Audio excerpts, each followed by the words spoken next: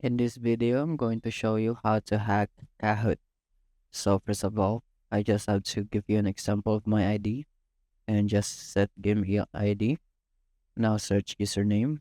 Depends on what username you have. Just like now you can choose to check or add a boot.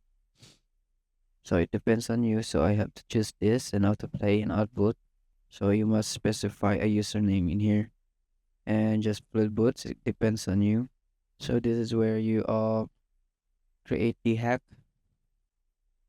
So you can set game ID and search for the name and add boot and flood boots, and it will exactly appear in here. Boot name, status, autoplay, place, score, and manage. It depends on you.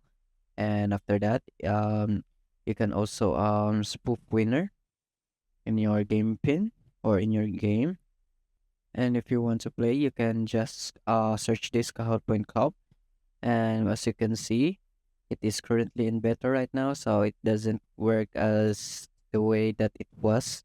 So for example, you can join game and just paste the URL or the URL Kahoot right here and just press continue and you will join the game, whatever the URL that you have been pasted here. And that's it.